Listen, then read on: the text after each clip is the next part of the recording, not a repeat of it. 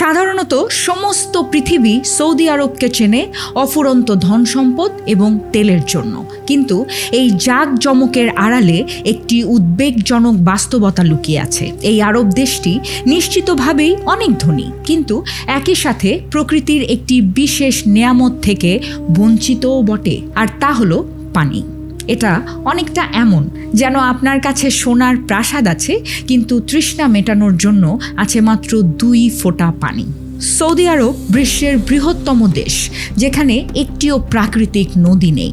এখানকার 98% জমি ঝলসানো বালুর ওপর ভিত্তি করে তৈরি, এবং এখানে বৃষ্টিপাত না হওয়ার মতোই অবস্থা। কিন্তু এখন সেই মরুভূমির ঠিক মাঝখানে, যেখানে মাইল জুড়ে শুধু নীরব বালুর স্তূপ দেখা যেত, সৌদি আরব তার নিজস্ব নদী তৈরি করতে শুরু করেছে এখন। এগুলো সাধারণত নদী নয়, এখানে পানি পাহাড় থেকে নিচে নামার বদলে উল্টো দিকে পাহাড়ের উপরে তোলা হচ্ছে। হাজার হাজার কিলোমিটার লম্বা পানযোগ্য পানির পাইপলাইন এবং এমন এক কৃত্রিম নদীর নেটওয়ার্ক যা প্রাকৃতিক নিয়মকে চ্যালেঞ্জ জানাচ্ছে বলে মনে হয়। কিন্তু এখানে আসল প্রশ্ন হলো, যেহেতু এই দেশে পানি নেই, তাহলে এই পানি আসছে কোথা থেকে? এবং সবচেয়ে আশ্চর্যজনক বিষয় হলো, এই অসম্ভব কাজ সম্ভব হলো কিভাবে? হ্যালো এভরিওয়ান, আমি পিঙ্কি ছেত্রী, ওয়েলকাম করছি অন বোর্ড উইথ ছেত্রীর আরেকটি নতুন এপিসোডে।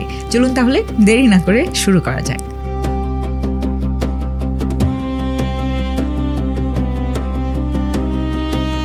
আমরা সবাই জানি যে সৌদি আরবের আবহাওয়া অত্যন্ত গরম এবং শুষ্ক।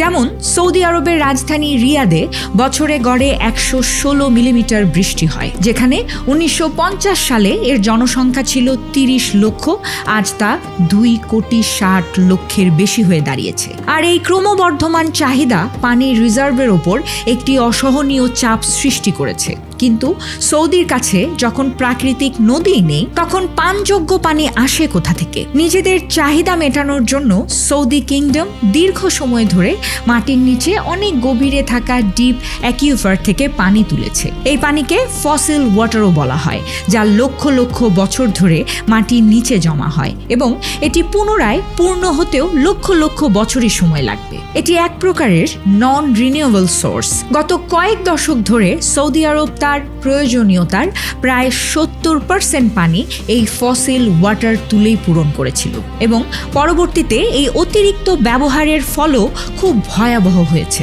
নাসার স্যাটেলাইট ডেটা গ্রেস মিশনের রিপোর্ট সৌদি শাসকদের তখন অবাক করে দেয়। 2002 থেকে 2016 সালের মধ্যে সৌদি আরবের মাটির নিচে থাকা পানির ভাণ্ডার প্রতি বছর প্রায় 2 কিউবিক কিলোমিটার গতিতে অদৃশ্য হয়ে যাচ্ছে। অর্থাৎ প্রতি বছর ফসিল ওয়াটার থেকে 200 বিলিয়ন লিটার পানি সৌদি আরব ব্যবহার করছে। হিসেব করলে দেখা যায় সেই সময় সৌদির জনসংখ্যা ছিল 1,80,00,000 এবং প্রতি ব্যক্তির ভাগে প্রতিদিন 310 লিটার পানি আসতো, যেখানে বিশ্বের একজন মানুষ প্রতিদিন গড়ে 150 লিটার পর্যন্ত পানি ব্যবহার করে। এটি ঠিক এমন যেন আপনি এমন একটা ব্যাটারি ব্যবহার করছেন যা কখনো চার্জ হবে না। একদিকে এখানে কোনো নদী নেই, তার উপর সৌদি তার একমাত্র পানির উৎসকেও বিশৃঙ্খলভাবে উড়িয়ে দিচ্ছিল। কিন্তু আসলে এই অতিরিক্ত ব্যবহারের কারণ কি ছিল? পানির এই সংকট তখন আরও বেড়ে যায় যখন 1970 সালে সরকার সিদ্ধান্ত নেয় যে তারা অন্য দেশের ওপর নির্ভরশীল হওয়ার বদলে নিজের দেশেই গম চাষ করবে। এই পরিকল্পনার শুরু তো হয়েছিল খুব ভালো একটা ইন্টেনশন নিয়ে, কিন্তু এটি পানির সাশ্রয়কে লিটারেলি ধ্বংস করে দেয়। সরকার গম চাষের জন্য ভর্তুকি দেয় এবং কৃষকদের উৎসাহিত করে, যার ফলে কৃষিকাজে দ্রুত বৃদ্ধি ঘটে, এবং 2003 সাল নাগাদ দেশের 85% পানির ব্যবহার শুধুমাত্র কৃষি খাতে হতে শুরু করে। এই ভুল পরিকল্পনা সৌদি আরবের পানির ভাণ্ডারকে এত দ্রুত কমিয়ে ফেলে যে 3 দশকের মধ্যেই সরকারকে গমের চাষের পরিকল্পনা বন্ধ করে দিতে হয়। ঠিক এই বিপদ দেখেই সিদ্ধান্ত নেওয়া হয় যে বাকি যে ফসিল ওয়াটার আছে তা শুধুমাত্র জরুরি অবস্থার জন্য বাঁচিয়ে রাখা হবে। এখন যদি সৌদি তার একমাত্র পানির উৎসই ব্যবহার না করে, তবে ফ্রেশ পানি আনবে কোথা থেকে? আর এই সিচুয়েশনটি এমন একটি প্রজেক্ট তৈরির সম্ভাবনা সৃষ্টি করলো, যা হয়ে দাঁড়ালো বিশ্বের বৃহত্তম কৃত্রিম নদী বানানোর একটি গ্রাউন্ড ব্রেকিং প্রজেক্ট। এমন একটি কাজ যা শুধু স্কেলের দিক দিয়েই বড় নয়, বরং চিন্তার দিক থেকেও সম্পূর্ণ বিপ্লবী। প্রায় 12,000 কিলোমিটার পর্যন্ত বিস্তৃত এই মানুষের তৈরি নদী মাটির নিচে নির্মাণ করা হচ্ছে। এত বড় পরিসরে এমন কাজ বিশ্বে প্রথমবার হচ্ছে। এই প্রজেক্টের আওতায় প্রতিদিন প্রায় 9.4 মিলিয়ন কিউবিক মিটার, যা উন্নত ডিস্যালিনেশন অর্থাৎ লবণাক্ত পানিকে মিষ্টি করার প্রযুক্তির মাধ্যমে অর্জিত হবে। এই প্রযুক্তির মাধ্যমে লোহিত সাগর ও পারস্য উপসাগরের নোনা পানিকে পানযোগ্য করা হবে। এই কৃত্রিম নদী মাটির নিচ দিয়ে প্রবাহিত হবে যাতে এই প্রচণ্ড গরম মরুভূমিতে বাষ্পীভবনের মাত্রা কম থাকে। আর এর প্রস্থ এবং গভীরতা এমনভাবে ডিজাইন করা হয়েছে যাতে পানি নিরবিচ্ছিন্ন প্রবাহের সাথে দেশের বিভিন্ন প্রান্তে পৌঁছে যেতে পারে, এমনকি সেই সমস্ত এলাকাগুলোতেও যেখানে সবচেয়ে বেশি পানির সংকট আছে বা পাহাড়ের ওপরে অবস্থিত। সেক্ষেত্রে এই প্রজেক্ট শুধু পানি পৌঁছানোর পরিকল্পনাই করবে না, বরং সৌদি আরব তাদের কৃষি কাজের স্বপ্নকে পুনর্জীবিত করতে চায়, অর্থাৎ নিজের ফসল নিজে ফলাও এবং অন্যদের ওপর নির্ভরশীল থেকো না। এমন একটি স্বপ্ন যা এই ধরনের জমিতে অসম্ভব বলে মনে করা হতো। এই টেকসই এবং সীমাহীন পানির মাধ্যমে সৌদি আরব তার অনাবাদী জমিতে সবুজায়ন করতে চায়, যাতে খাদ্য আমদানিতে নির্ভরশীলতা কমে এবং অর্থনীতিকে তেলের বাইরেও বৈচিত্র্যময় করা যায়। এই কৃত্রিম নদীর প্রস্থ 11 মিটার এবং গভীরতা 4 মিটার। সেই সাথে এই পুরো নেটওয়ার্ক আশ্চর্যজনকভাবে 12,000 কিলোমিটার পর্যন্ত ছড়িয়ে যাবে। পানিকে দূরবর্তী এলাকায় নিয়ে যাওয়ার জন্য 2.25 মিটার ব্যাসের বিশেষ অ্যান্টি করোশন পাইপ ব্যবহার করা হচ্ছে। এই পাইপ নেটওয়ার্ক এত বড় যে এর দৈর্ঘ্য নীল নদের চেয়েও 2 গুণ বেশি হতে পারে, যা এই প্রজেক্টের বিশালতাকে স্পষ্টভাবে ফুটিয়ে তোলে। এই ইঞ্জিনিয়ারিং এর চমৎকার শুধু পানির একটি নতুন উৎসই তৈরি করছে না, বরং এমন একটি ব্যবস্থা যা আগে কখনো পৃথিবীতে কল্পনাও করা হয়নি। কারণ যদি শুধু পাইপলাইনগুলোকে সোজা বিছিয়ে দেয়া হয়, তবে এটি আমাদের পৃথিবীর চারপাশ দিয়ে গোল চক্কর দিতে পারে। বন্ধুরা, একবার ভেবে দেখুন তো প্রজেক্টটি কতটুকু ইনোভেটিভ। পাইপ নেটওয়ার্কের মাধ্যমে পুরো দেশে পানি তো পরিবহন করা হবেই, কিন্তু এখানে সবচেয়ে বড় সমস্যা হলো সমুদ্রের নোনা পানিকে মিষ্টি করা। লোহিত সাগর এবং পারস্য উপসাগরের পাশে এখানে 28টি ডিস্যালিনেশন প্ল্যান্ট তৈরি করা হয়েছে। এদের কাজ শুধু পানিকে লবণ থেকে আলাদা করা নয়, বরং এই কাজটি যতটা পারা যায় কম ইলেকট্রিসিটি, কম এনার্জি এবং কম পলিউশন সৃষ্টির মাধ্যমে সম্পূর্ণ করা। বন্ধুরা, একটু ভেবে দেখলে বোঝা যায় যে এই কাজ এতটাও সহজ নয়, কারণ এখানে কোনো প্রাকৃতিক পানির উৎস নেই, তার উপর আবার চাহিদাও অনেক বেশি। আপনাদের একটু জানিয়ে রাখি যে এখানে প্রথম প্রযুক্তি হলো মাল্টি স্টেজ ডিস্যালিনেশন, এই বিশাল প্ল্যান্ট যা লবণকে পানি থেকে আলাদা করে। এর প্রক্রিয়া শুনতে খুব সহজ মনে হয়, কিন্তু পানি গরম করো, বাষ্প বানাও এবং তারপর তা ঘনীভূত করো, এই সব কিছুর পেছনে অনেক লম্বা সময়ের প্রয়োজন এবং অনেক মেধার প্রয়োজন। কিন্তু এর স্কেল সত্যি মাথা ঘুরিয়ে দেওয়ার মতো। বন্ধুরা, একটু কল্পনা করে দেখুন তো, ফুটবল গ্রাউন্ডের মতো লম্বা কয়েকশো স্টিল ট্যাঙ্ক যেখানে সমুদ্রের পানি ফোটানো হয়, তারপর সেটিকে অন্য চেম্বারে পাঠানো হয় যেখানে চাপ ধীরে ধীরে কমানো হয় এবং পানি কম তাপমাত্রাতেই বাষ্পীভূত হয়। আর এই বাষ্পকেই ঘনীভূত করে পানযোগ্য পানির আকারে অন্য চেম্বারে জমা করে নেওয়া হয়। এই প্রক্রিয়ার সবচেয়ে বড় সুবিধা হলো এটি বিশাল পরিসরে কাজ করতে পারে এবং যে বাড়তি বাষ্প থাকে তা দিয়ে টারবাইন ঘোরানো হয়, যাতে পানি গরম করতে যে শক্তি খরচ হয়েছিল তার কিছু অংশ পুনরায় বিদ্যুৎ তৈরির মাধ্যমে সাশ্রয় করা যায়। এই ডিস্টিলেশন ছাড়াও একটি প্রযুক্তি আছে যার উপর সৌদিতে খুব দ্রুত কাজ হচ্ছে, আর সেটি হলো রিভার্স অসমোসিস। এই প্রযুক্তি মানুষের কোষের জীববিজ্ঞান থেকে অনুপ্রাণিত। রিভার্স অসমোসিস প্রক্রিয়ায় সমুদ্রের পানিকে অতি পাতলা পলিমার মেমব্রেনের মধ্য দিয়ে প্রবাহিত করা হয়, যার ছিদ্র অত্যন্ত সূক্ষ্ম।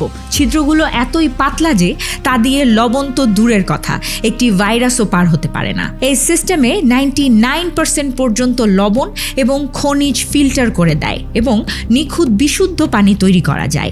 এই প্রযুক্তির সবচেয়ে ইমপ্রেসিভ অংশ হলো এনার্জি এফিসিয়েন্সি। প্রেসার রিকভারি ডিভাইসের কারণে আধুনিক আধুনিক রিভার্স অসমোসিস প্ল্যান্টগুলো 1000 লিটার পানি তৈরির জন্য মাত্র 2.8 কিলোওয়াট আওয়ার বিদ্যুৎ ব্যবহার করে, অর্থাৎ প্রায় ততটুকুই শক্তি যা একটি ঘরোয়া পানির মোটর ব্যবহার করে। বন্ধুরা, আজ সৌদি আরবের পানির চাহিদার 66% ডিস্যালিনেশন থেকে পূরণ হয়। এর সাথে সাথে দেশ জুড়ে 500রও বেশি ড্যাম তৈরি করা হয়েছে, যেগুলোর মোট সংরক্ষণ ক্ষমতা প্রায় 2 বিলিয়ন কিউবিক মিটার। উদাহরণস্বরূপ King Fahad Dam 325 million cubic মিটারের বেশি পানি ধরে রাখতে পারে, যা একে দেশের সবচেয়ে বড় ড্যাম বা বাঁধ হিসেবে পরিচিত করে। এই রিজার্ভগুলো কোটি কোটি মানুষকে শুধুমাত্র পানযোগ্য পানি দেয় না, বরং মরুভূমিতে কৃষিকাজকেও সহায়তা করে এবং মাটির নিচের অ্যাকুইফারগুলোকেও পুনরায় পূর্ণ করার কাজ করে। তবে এখানে আরও একটি প্রশ্ন অবশ্যই আপনার মনে আসতে পারে,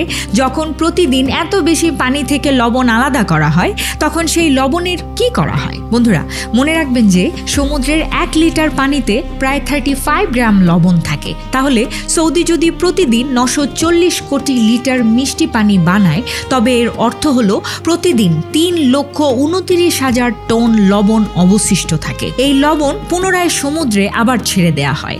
এত বেশি লবণ এক জায়গায় ছাড়ার কারণে আজ লোহিত সাগরে অনেকগুলো ডেড কোরাল জোন তৈরি হয়েছে, যেখানে সামুদ্রিক জীবন শেষ হয়ে গেছে। বিশেষজ্ঞরা এটিকে ডিস্যালিনেশনের একটি অদৃশ্য বিপদ হিসেবে অভিহিত করেন, কারণ যদি এই বর্জ্য সরাসরি সমুদ্রে ছেড়ে দেয়া হয়, তবে পানির তাপমাত্রা এবং লবণাক্ততা উভয়ই বেড়ে যায়, যা পুরো উপকূলীয় ইকোসিস্টেমের জন্য বিপদ হতে পারে। এই নতুন ধ্বংসযজ্ঞ থেকে বাঁচার জন্য সৌদি সরকার এখন ডিপ সি মাল্টি ডিফিউজারের উপর কাজ করছে, যেখানে এই লবণাক্ত পানি বা ব্রাইন সমুদ্রে এক জায়গায় ফেলার বদলে বিভিন্ন স্থানে ফেলা হবে। এমনকি ব্রাইন মাইনিং এর ধারণাও বিবেচনাধীন আছে, যেখানে লবণ থেকে ম্যাগনেসিয়াম, পটাশিয়াম এবং বিরল খনিজগুলোকে আলাদা করে একটি মূল্যবান সম্পদে রূপান্তরিত করা যেতে পারে। সেই সাথে বর্জ্য কমানোও যেতে পারে। বন্ধুরা, আজ সৌদি আরব বিশ্বের বৃহত্তম ডিস্যালিনেশন পানি উৎপাদনকারী দেশে পরিণত হয়েছে। ভাবতে পারছেন কি ইনোভেটিভ আইডিয়া?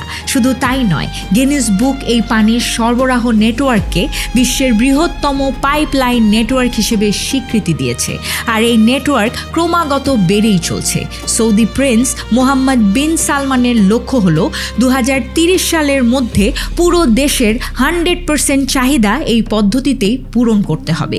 এই প্রজেক্টের আরও একটি অবাক করার দৃশ্য পাহাড়ে দেখা যায়। 10,000 ফুট উঁচু পাহাড়ে পাইপলাইন বিছানো নিজেই একটি কঠিন কাজ বা বিশাল কাজ বলতে পারেন, কিন্তু এই পাইপগুলোতে পানিকে ওপরের দিকে তোলার জন্য বিশাল বড় ওয়াটার পাম্পিং স্টেশন রয়েছে, যা দিনরাত 24 ঘন্টা পানি পাম্প করে চলে। এই পাম্পিং স্টেশনগুলো একাই পুরো সৌদির 9% বিদ্যুৎ খরচ করে। সৌদির এই আন্ডারগ্রাউন্ড নদী শুধু একটি বড় পাইপলাইন নেটওয়ার্ক নয়, বরং এটি একটি ঘোষণা যে পানির অভাবকে প্রযুক্তির সাহায্যে দূর করা সম্ভব। বন্ধুরা, একবার ভেবে দেখুন, মানুষ চাইলে কি না করতে পারে। এই প্রজেক্ট একদমই নতুন এবং এতে পুরো বিশ্ব আরো অনেক উন্নতি আশা করছে। ব্যাপারটা এত চমৎকার একটা জায়গায় গিয়ে দাঁড়িয়েছে যে দেশের কাছে প্রাকৃতিক কোনো উৎস নেই, নদী নেই, সেই দেশই 2027 সালে ওয়ার্ল্ড ওয়াটার ফোরামের হোস্ট করবে। বন্ধুরা, সৌদি আরবের এই ইনোভেটিভ আইডিয়া পুরো বিশ্বকে জানায় যে প্রতিকূল পরিবেশকেও সাহস এবং প্রযুক্তির মাধ্যমে চমৎকার এবং ফিউচার প্রুফ বানানো যায়। তাহলে আমরা শিখলাম যে নিজের ভিতরে যদি পর্যাপ্ত সাহস থাকে আর স্ট্রেংথ থাকে, তাহলে যে কোনো ধরনের কাজ করা অসম্ভব নয়। সৌদি আরবের এই বার্তা অনেক দেশ এবং পুরো অঞ্চলের জন্য একটি নতুন পথ। আজকের এই এপিসোড আমি আশা করব আপনাদের ভীষণ ভালো লেগেছে, কারণ এই এপিসোডে আমাদের শেখার অনেক কিছু ছিল। এরকম আরও ইনফরমেটিভ ভিডিও পেতে ফলো এবং সাবস্ক্রাইব করতে ভুলবেন না। দেখা হবে আগামী এপিসোডে নতুন কোনো সাবজেক্ট নিয়ে। ততক্ষণ পর্যন্ত ভালো থাকুন, সুস্থ থাকুন, সচেতন থাকুন।